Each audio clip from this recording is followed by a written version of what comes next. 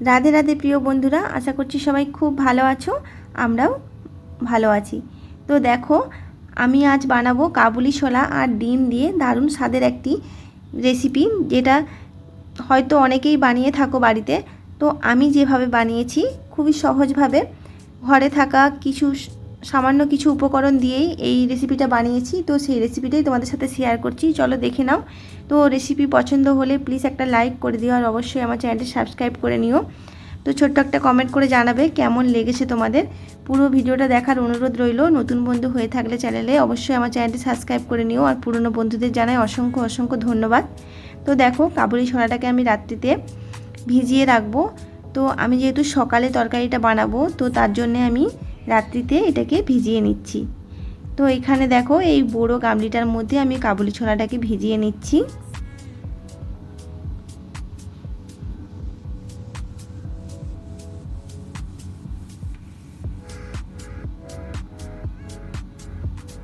তো দেখো, আমি পরিমাণ মতো জল দিয়ে দিলাম। এবার এটাকে আমি ঢাকা দিয়ে রেখে দেব সারা রাত্রির জন্যে। তো সকালে দেখব খুব সুন্দরভাবে আমাদের কাবুলি ছোলাটা ভিজে যাবে।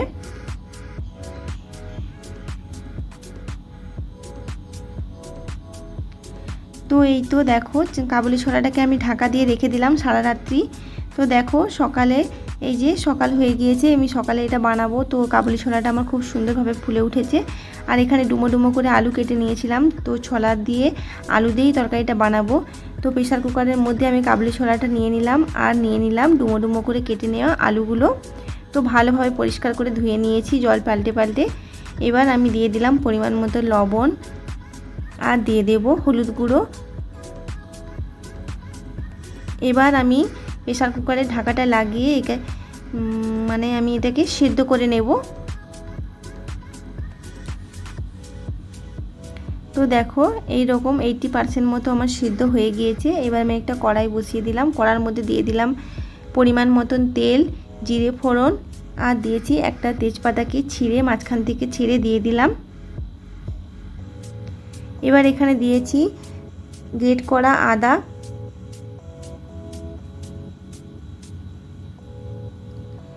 তো এবার আমি দিয়ে দিলাম টমেটো, পেঁয়াজ আর ধনেপাতা। তো সবগুলোকে আমি ভালোভাবে ধুয়ে নিয়ে ছোট ছোট করে কুচো করে নিয়েছি। তো সেগুলোই দিয়ে দিলাম। এবার আমি গুঁড়ো মশলাগুলো দিয়ে দেব।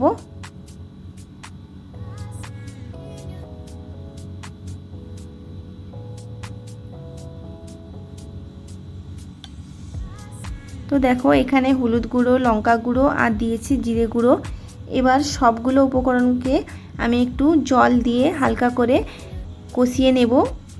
জলটা দিয়েছি এই কারণেই যাতে মশলাগুলো আমার পুড়ে না যায়। তো এই তো আমি জল দিয়ে মশলাটাকে ভালোভাবে এবার কষিয়ে নেব। তো দেখো, মশলাটা আমার খুব সুন্দরভাবে ভালো করে কষানো হয়ে গিয়েছে। এবার সেদ্ধ করা ছোলা আর আলুটাকে দিয়ে দিলাম। তো 2-3 মিনিট আমি ভালোভাবে একটু কষিয়ে নেব।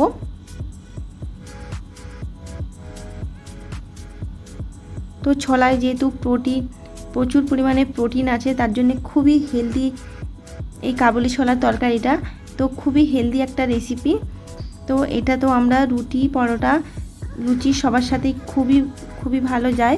তো ভিডিওটা আমার অনেক দিন আগে করা ছিল, তো পোস্ট করতে একটু দেরি হয়ে গিয়েছে। আশা করব তোমরা পুরো ভিডিওটা দেখবে। এখানে দেখো, ছোলাটা আমার নামানোর জন্য একদম তৈরি হয়ে গিয়েছে। এবার আমি উপর থেকে দিয়ে দিলাম ডিমগুলো। তো ডিমগুলো আগেই আমি সেদ্ধ করে নিয়েছিলাম, তারপর মাঝখান থেকে কেটে নিয়েছি। তো দেখো, ডিমগুলোকে দিয়ে দিলাম। এবার ঝোলটা একটু উপর দিক থেকে আমি দিয়ে দেব।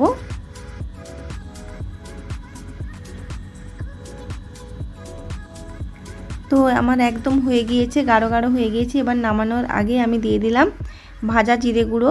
তো এতে ভাজা জিরে গুঁড়োটা দিলে কিন্তু ভালো টেস্ট হয়।